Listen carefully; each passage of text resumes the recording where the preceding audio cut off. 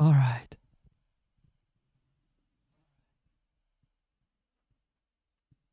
Okay. Everything seems to be working fine. And we can get ready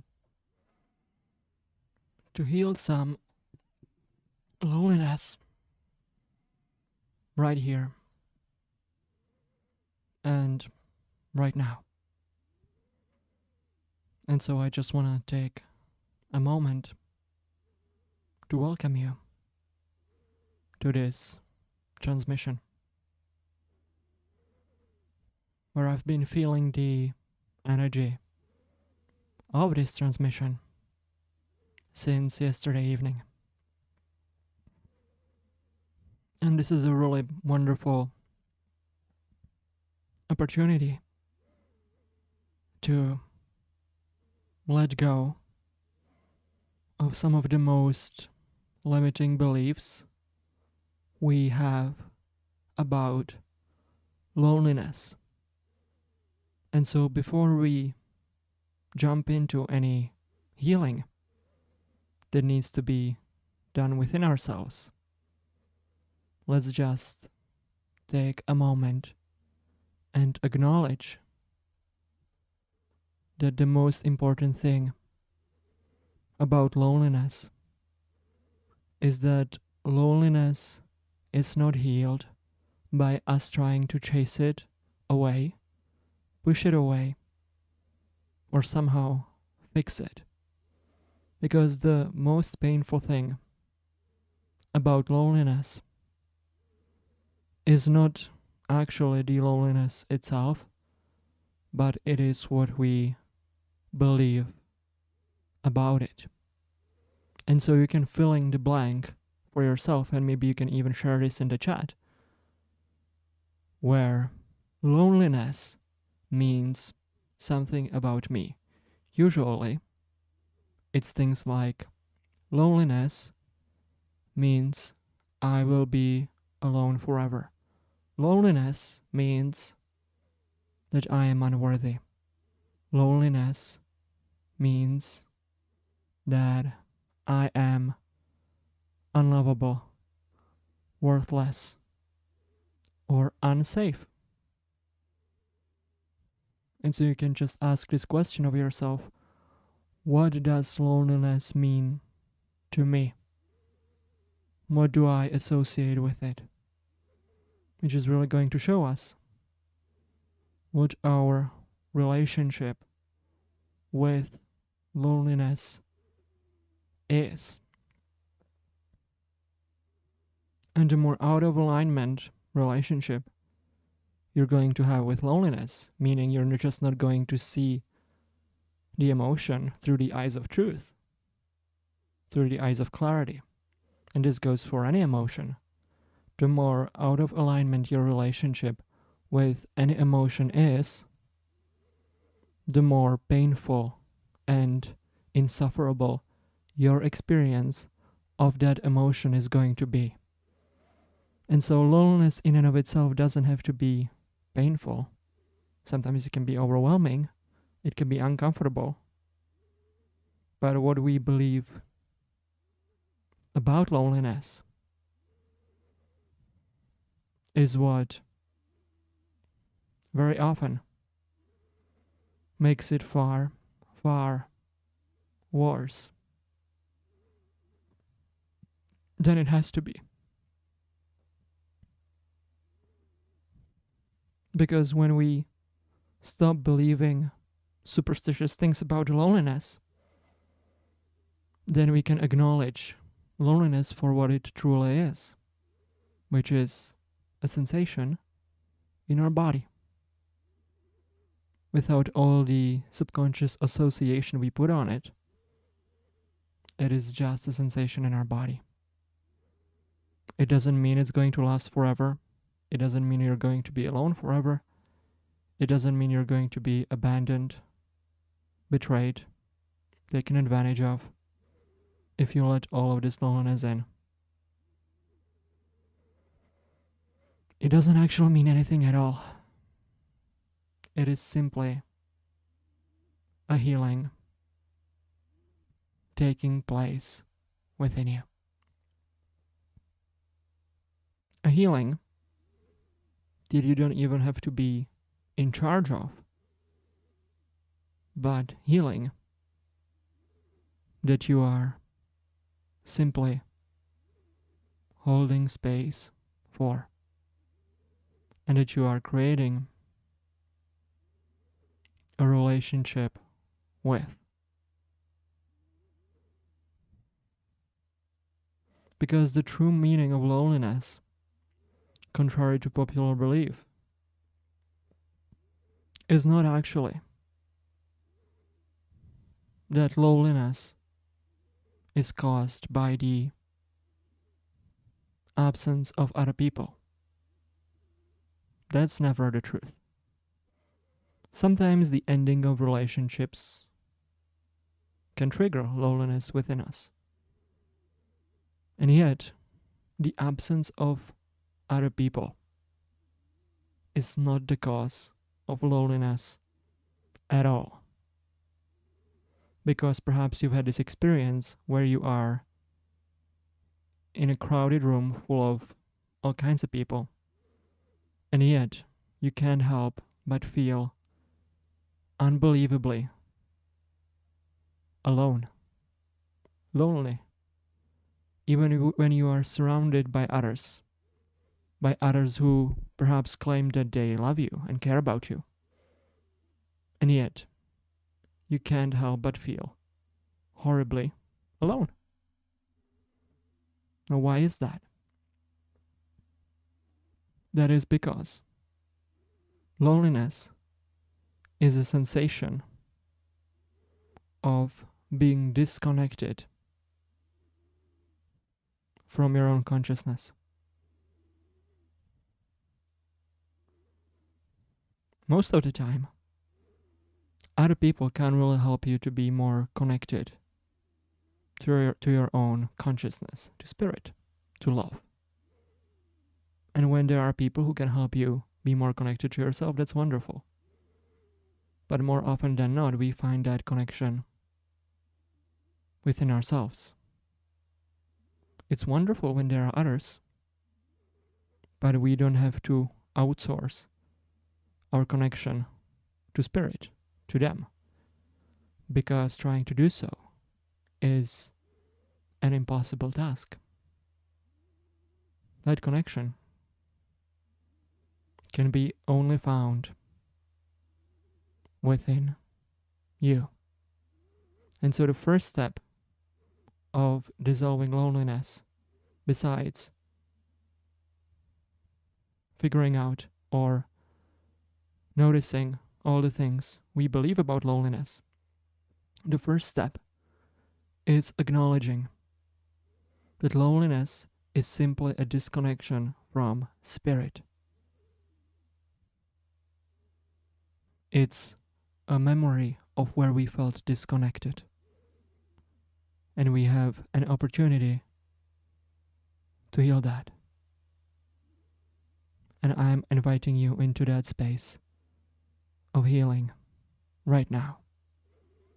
Lucas says, "Since I was a little kid, I thought I'm stupid, monster, ugly. There's always been a painful lack of attachment since then." Yes. The stupid, monster, ugly is a cluster of memories where, as a result of the trauma we have experienced in our formative years, and which were represented various degrees and states of separation, are moments where we have felt abandoned by spirit, disconnected from consciousness. And why do we, during moments of trauma, feel disconnected from consciousness? Because as very energetically sensitive souls, we have the tendency to replicate other people's conditioning.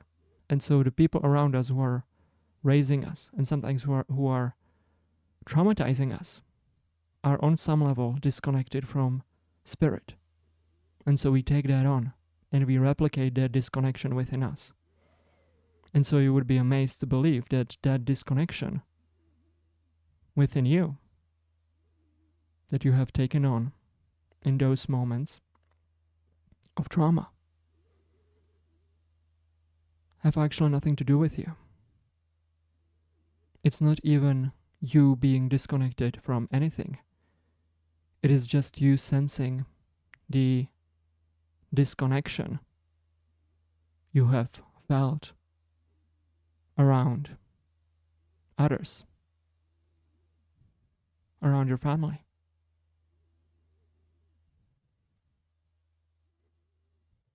And we can release that.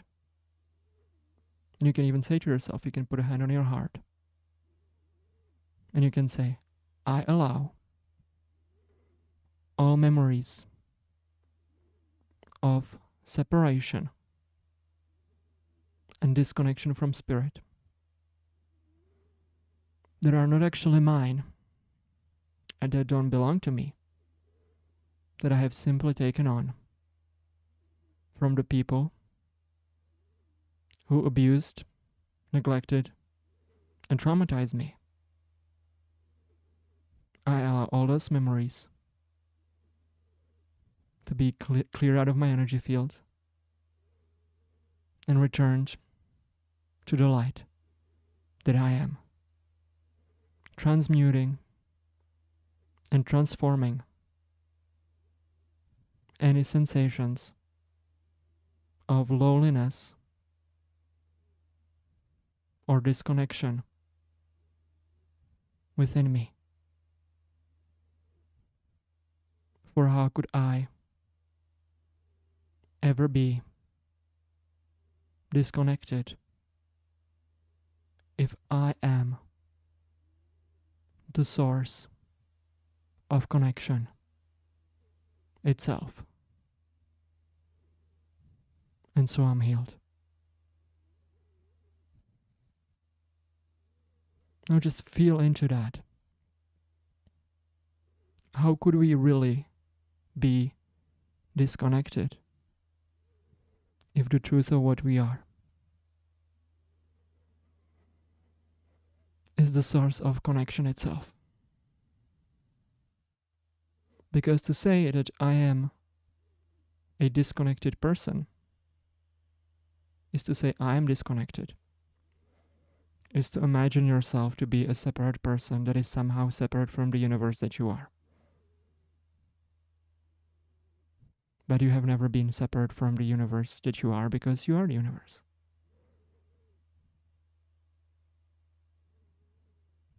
And in the play of our human conditioning, we go through a process of forgetting that we are the universe, just so we can wake back up and remember that we have never been disconnected.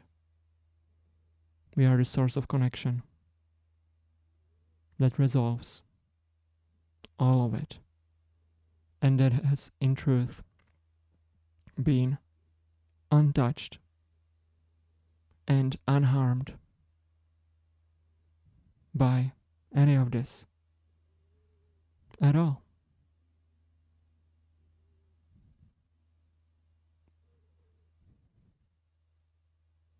Separation cannot touch oneness, because even separation is an experience oneness or consciousness, spirit, is having.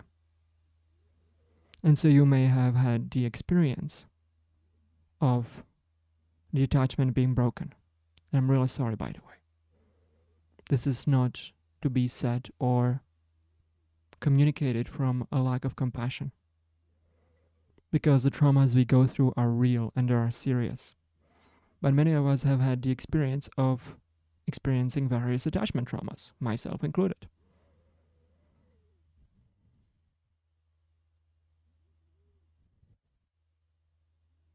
But the attachment trauma is simply our experience. It doesn't mean it is the truth of what we are, because the truth of what we are is that which is experiencing it. We are not saying this to invalidate our experience, but we are saying this to create enough space to be actually able to hold space for all of that experience and for all of that trauma without feeling overwhelmed. Because when we are overly identified with the identity of the trauma, we lose the ability to hold space for it. And this is what you see in individuals who can struggle with, even with various degrees of mental illness. The more you become identified with the persona that was created out of the trauma as a trauma response, the more overwhelmed you will be by the feelings and emotions that arise. The more we identify with the truth of our consciousness, not as a form of pulling away from the pain, but simply being the parent that holds space for the traumatized child. The more we can be the adult unto ourselves, the easier time we're going to have, the less overwhelmed will we be, and the more will our healing accelerate.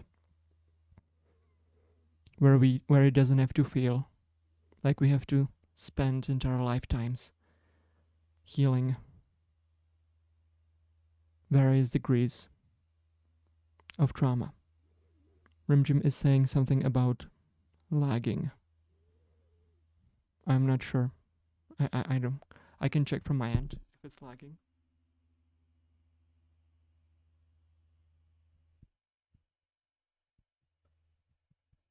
From my end, it seems fine.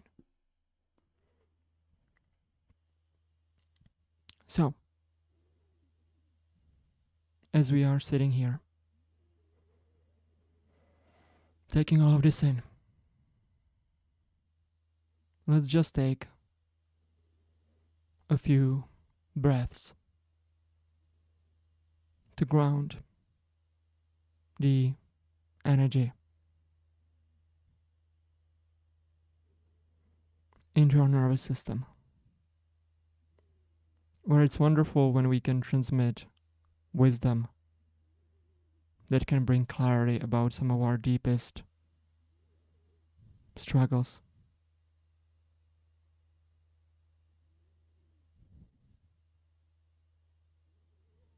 But we equally need the time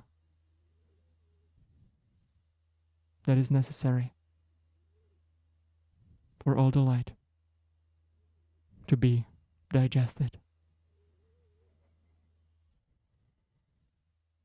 And so whatever sensations you are feeling in your body, just breathe into them.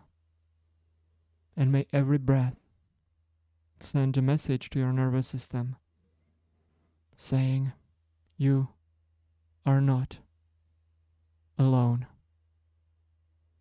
Spirit is here. Love is here. I am here. And not even loneliness has to be alone. When we simply breathe with it,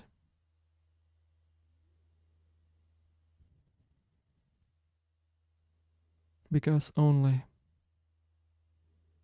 more light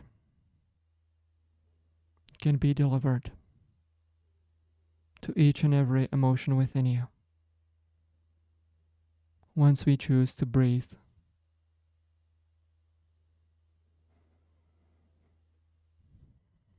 with ourselves, where the breath is like a delivery package of healing energy that resolves all of it. And of course, loneliness can be one of those emotions. Okay, some people are having issues with lagging. I don't think there's anything I can do on my end. Wait a second.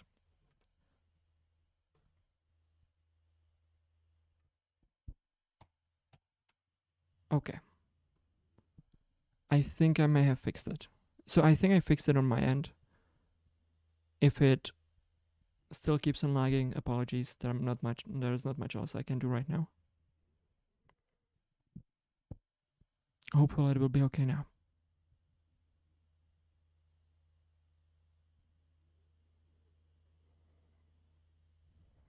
Anyway, where was I? I'm sure there was something about loneliness.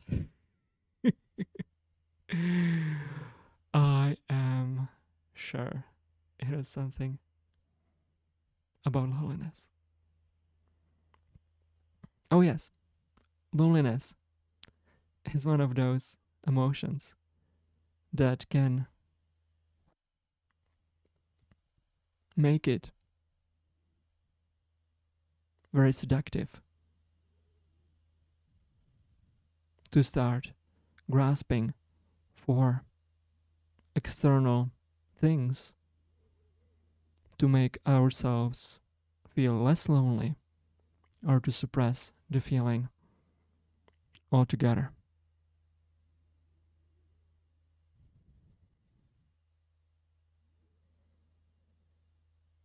But when we act from an intention to escape the loneliness within us, we are bound to make the most traumatized parts within our nervous system even more desperate. And so, for some people, it can be emotional eating. For some people, it can even be relationships and sex. For some people, it can be technology or video games or pornography.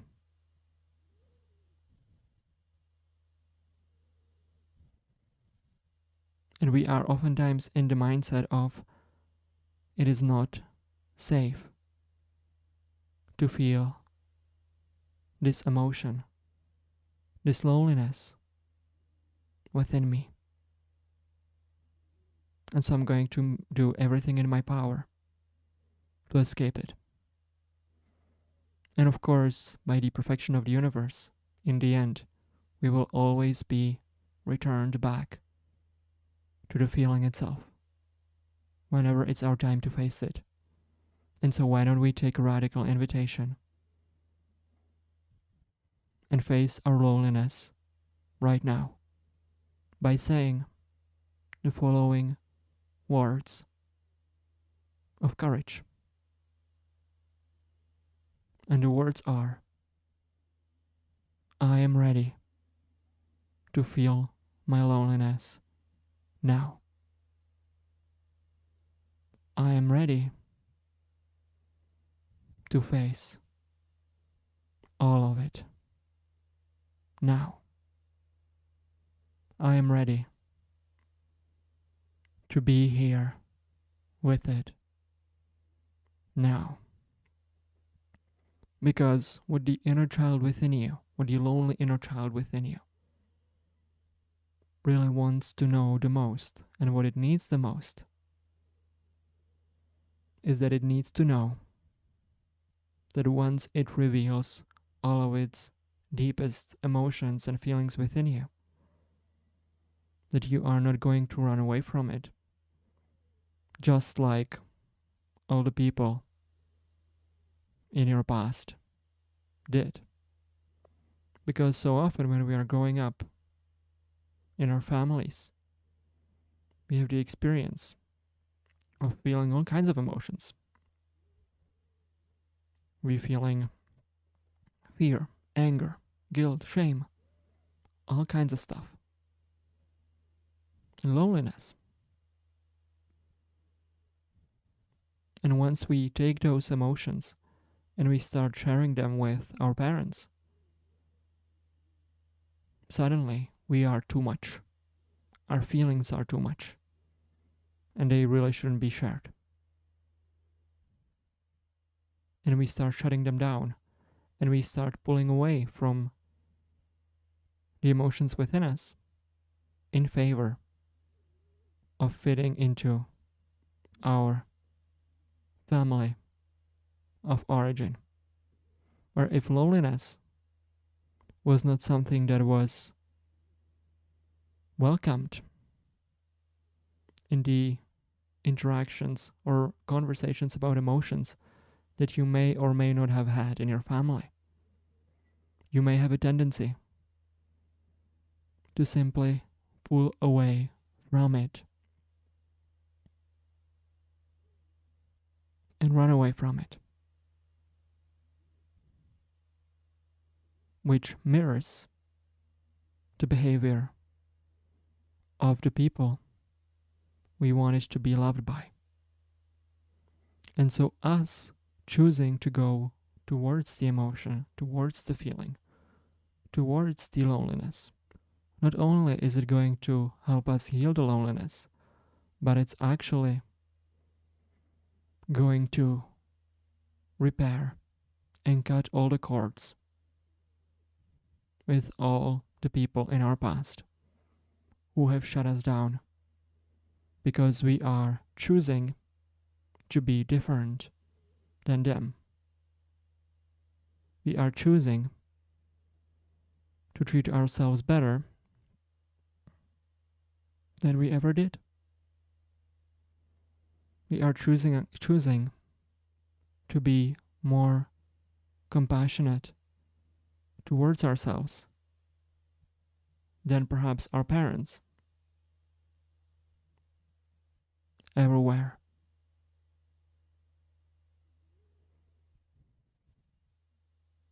And the statement of compassion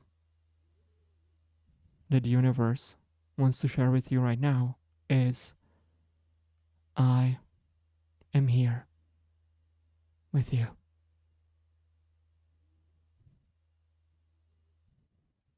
I am here with you. I'll just do this a few more times, and then we are going to deconstruct that sentence. I am here with you. I am here with you. I am here. I am. I.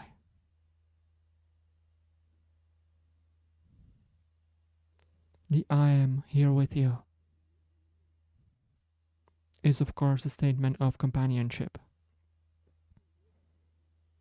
But when you look at the sentence one by one, when you say I am, we are speaking as the consciousness that we are, the presence, the I am presence, the isness of all that is. And there's one important component to this, because we are saying I am here. I am here. Because so often we have the tendency to imagine the consciousness that we are, the love that we are, spirit, God, any word you choose to put on it. So often we imagine it to be somewhere else than where we are. But what I want you to consider is not only that love is here, but here, like the location of here, is actually the identity of love. Love is here, always. Like when we say here, when we say the word here, right here, we are speaking about love. Because where else could it be? And what else could it be? Our ability to be present right here. What else could be present than presence itself? And so when we say, I am here, we are invoking the light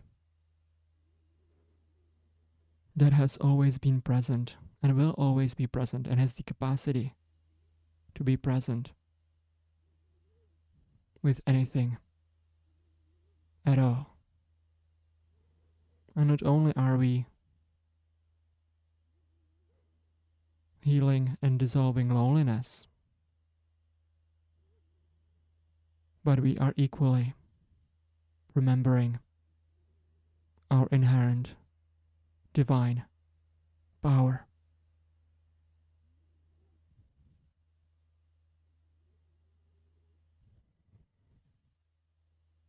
Because power is what awakens when consciousness chooses to move deeper towards the experience, no matter the discomfort you are undergoing. The old spirituality teaches us to dissociate, to pull away, to go beyond our experience. But true power, true love, true clarity has the ability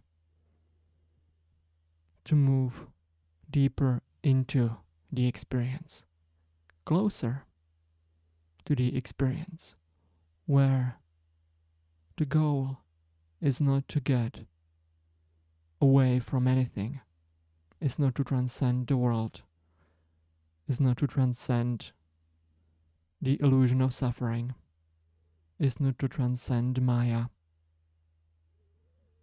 but it is right here to get into the most darkened corners of your experience and to awaken the light within it. Because through the polarity of the light and the darkness that is being illuminated, a more brightly shining light awakens, unlike this world has ever seen.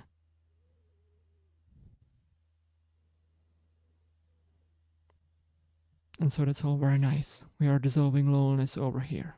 But on the other side of dissolving loneliness is your true, inherent, innate, immortal, divine power.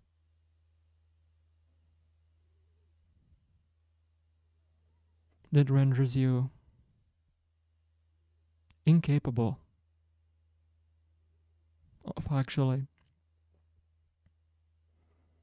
perceiving such a thing as loneliness. And the more we get to know this type of energy, where awakening really meets empowerment. And so not only we start being awake beings, we start being empowered beings. And once awakening meets empowerment, you will eventually be rendered to be incapable of being lonely. You will be rendered incapable of being frustrated. You will be rendered of being incapable, being inconvenienced. Because all those sensations will simply become distant memories that a part of you may have lived out before all of this heavenly glory was remembered.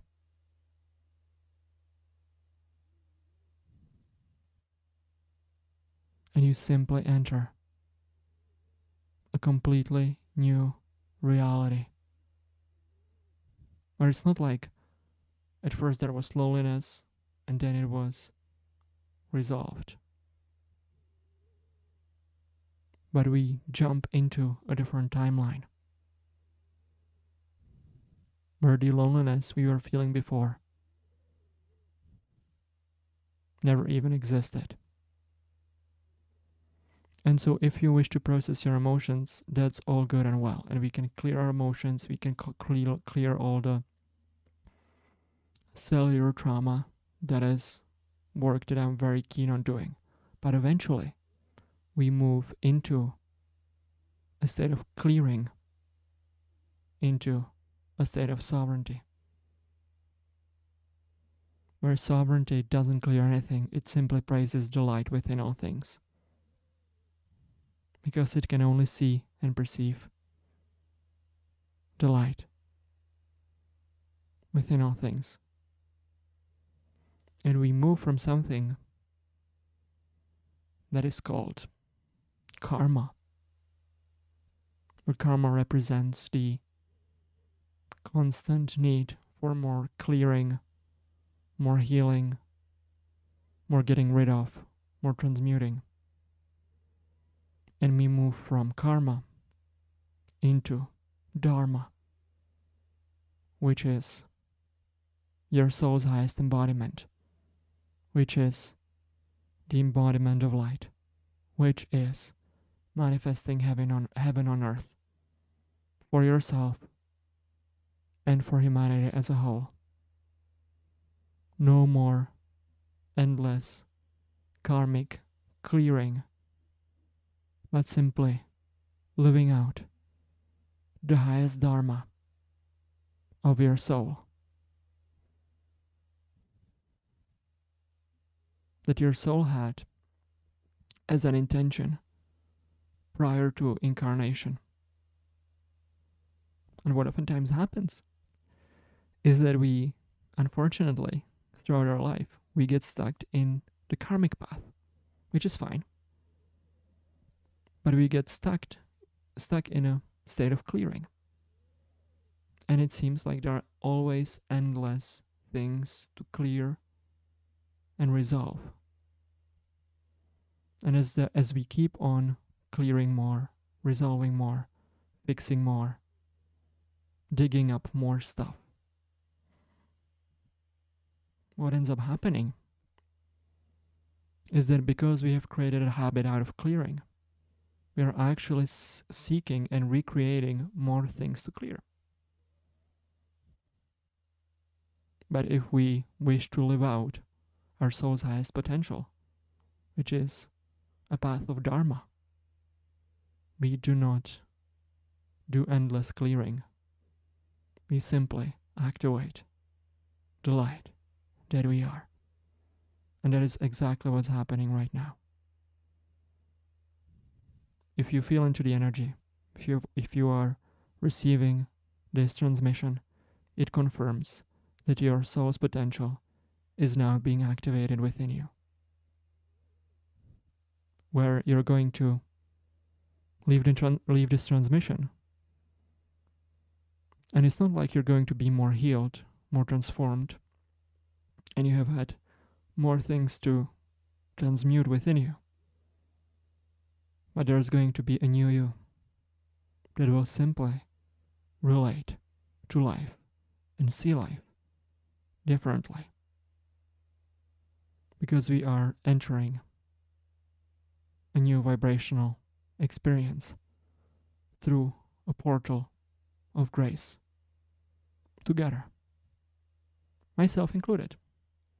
After this transmission, I'm probably going to be super hungry and I'm going to go for a walk because I will need to adjust to this new vibration pouring through me right now. Luca asks, could you kindly explain the concept of cellular painful memories? Yes.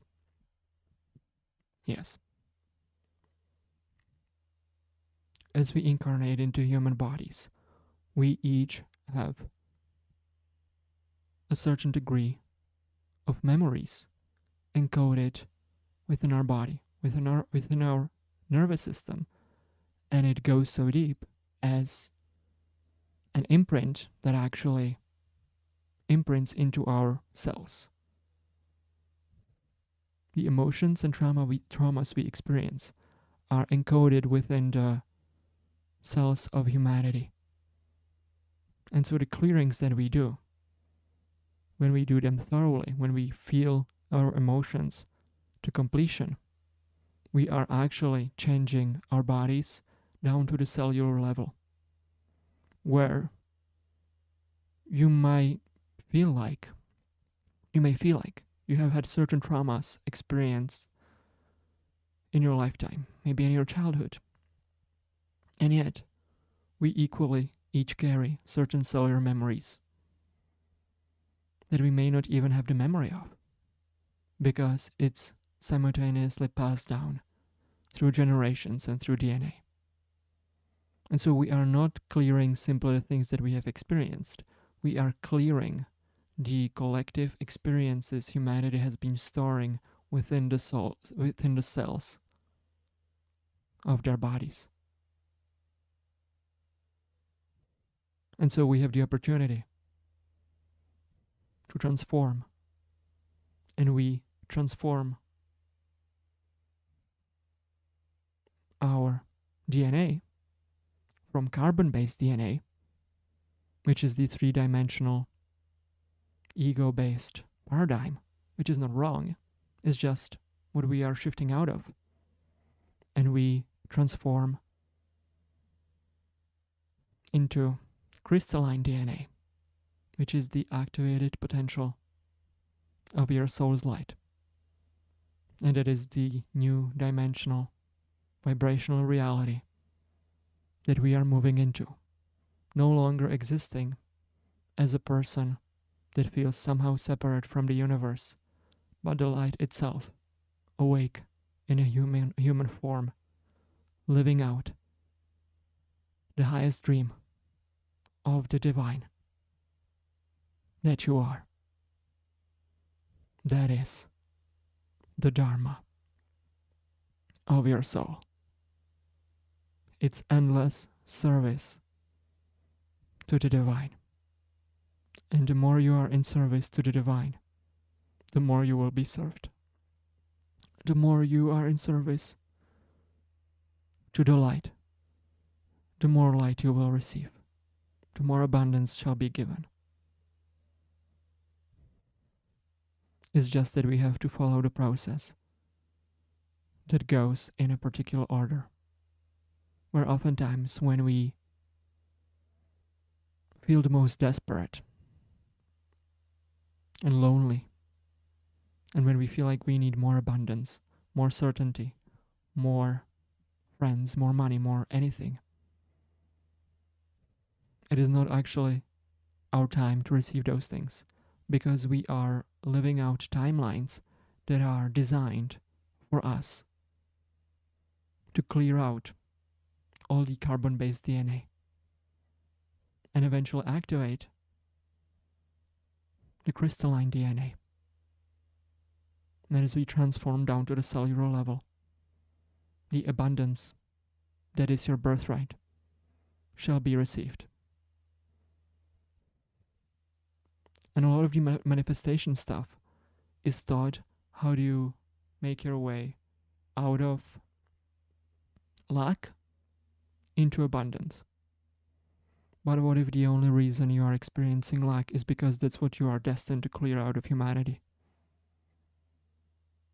And what if even lack isn't wrong? What if it's something we need to harmonize with so we can fully honor the transmutation process? So the light that we are can activate the light of abundance that is innate to your consciousness.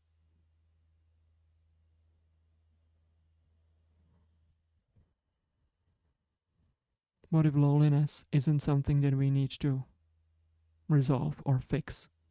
What is something that we simply need to honor our experience of?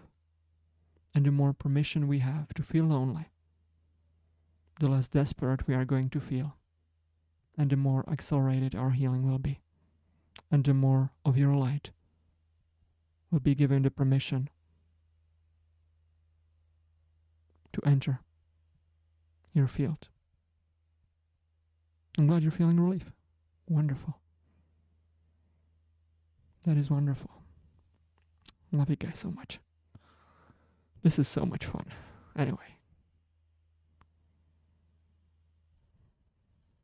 feel free to share in the chat whatever you are feeling right now, no matter what it is. Or if you're confused about anything, please share. Or if you have questions. I'm going to take a sip of water.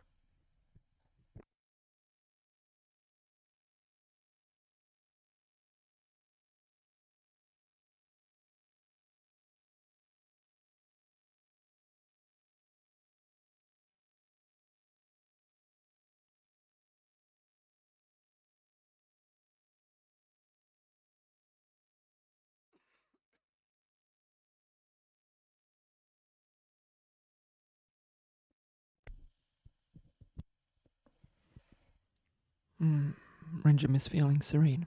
Wonderful. I'm feeling serene too. That's some great news.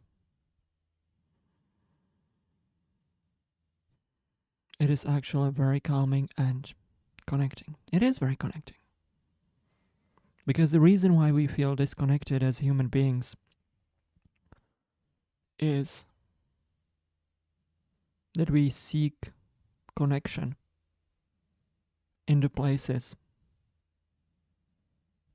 where it actually cannot be given.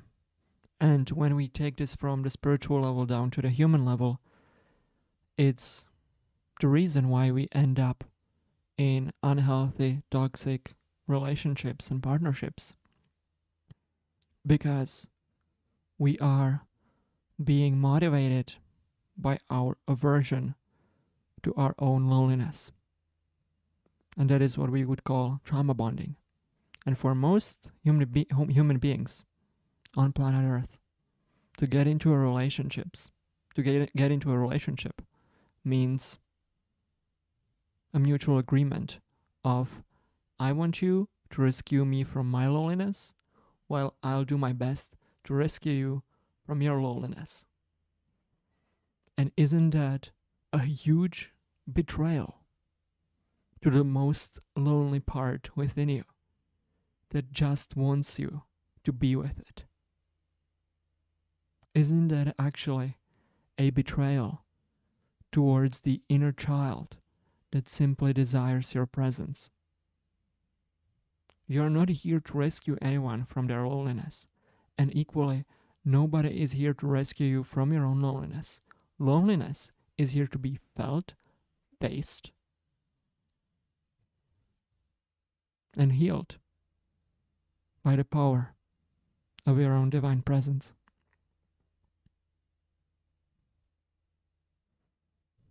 If you are under the impression, or if other people are under the impression that it is your job to rescue them from their own loneliness or any feeling at all, the moment you upset that expectation,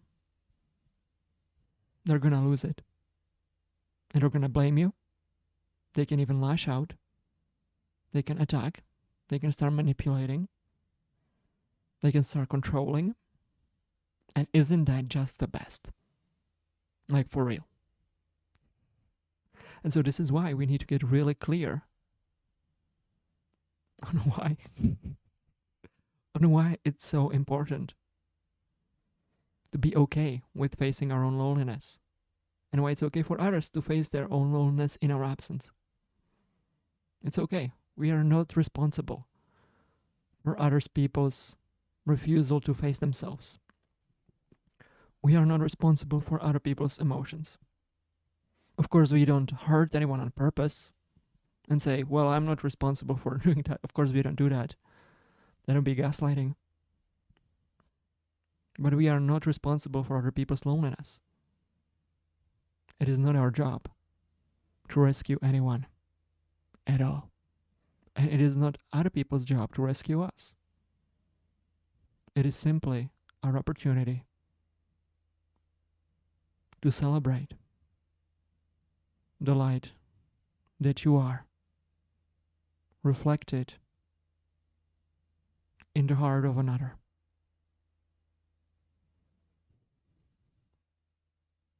Through mutual celebration, where we encourage each other to be our best selves and to equally support each other through any time of need or pain. But that doesn't mean we rescue others from their own feelings. Because when we look at it from the spiritual perspective, I mean, it's wonderful. I love it, but it can get a little lofty and impractical. But down to earth teaching about loneliness simply says, other people are not here to rescue me from myself, and I am not here to rescue other people from themselves. Because to rescue someone else is to take away their sovereign right and their ability to face themselves. And if they refuse to do that, that's okay.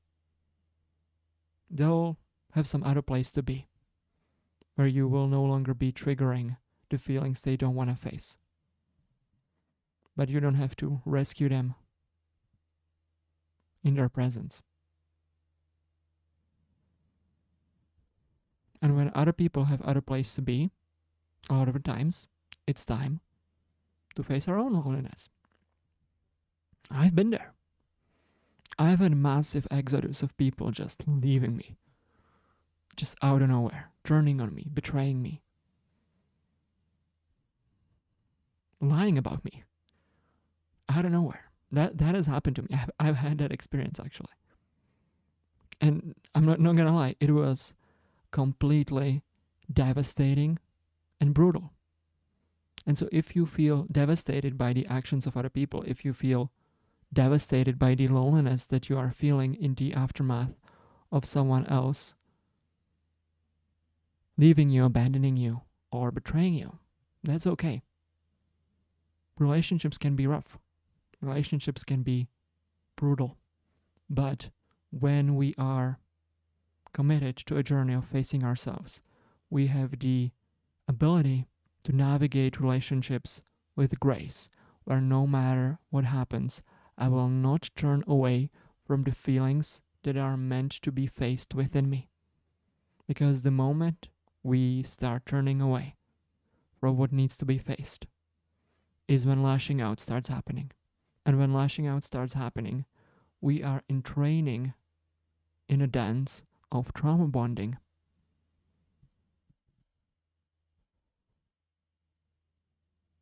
And we are destined and bound to attract more people who will act out from their trauma, because that is the vibrational standpoint from which we are approaching relationships. But once everything is to be faced within you, when you turn away from nothing within you, the dance of trauma bonding ends, and we can start attracting conscious partnerships, conscious friendships, conscious community, conscious family, or perhaps even the most conscious version of all the people in your life that have showed up in a certain way so far.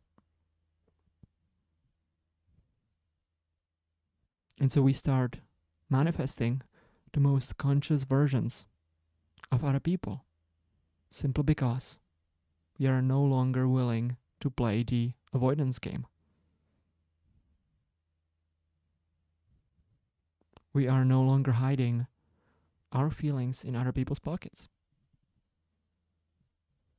because the stakes are too high. The stakes are to compromise your own sovereignty. The stakes are to act out a form of betrayal towards your inner child.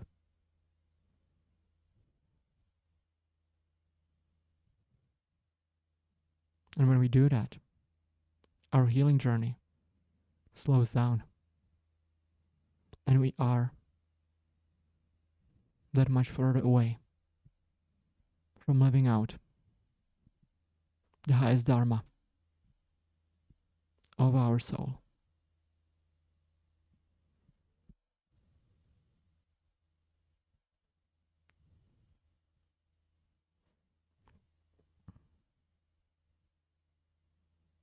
Or the dharma of your soul is always willing to face it all. Or the dharmic version of yourself is always willing to face all of it. Nothing has to be avoided. And you can love yourself and support yourself as you are feeling all of it. You don't have to love how you feel, but you can love yourself through it.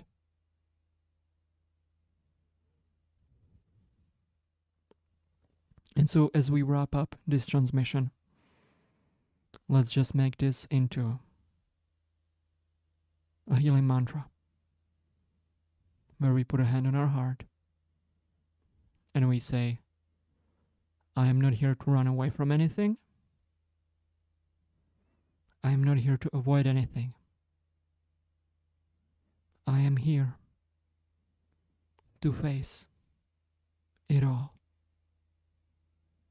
And when I don't like how I am feeling, when it's uncomfortable or even seems overwhelming,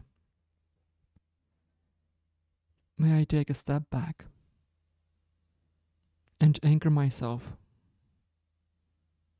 in my breath that will remind me that I am safe to support myself and to love myself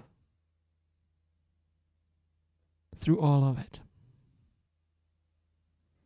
Because to support myself and to love myself through everything I feel is to be that much closer to the full embodiment, full living embodiment of my soul in human form, which is one of the highest intentions that I have had prior to incarnation. And so why would I spend my time doing anything else? I am here with you, supporting myself and loving myself is one of the highest paths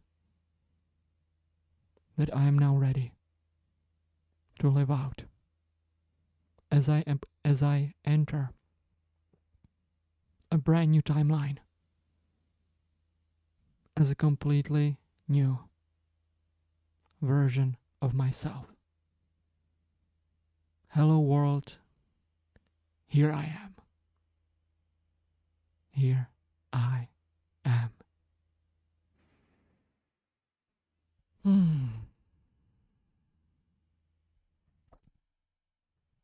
Thank you so much for being here with me in this amazing transmission of Holy Grace. It has been so lovely to be here with you. And thank you for giving me the honor and privilege of serving your journey. Thank you so much. You're very welcome. Just looking at the chat. So much love to all of you. Namaste.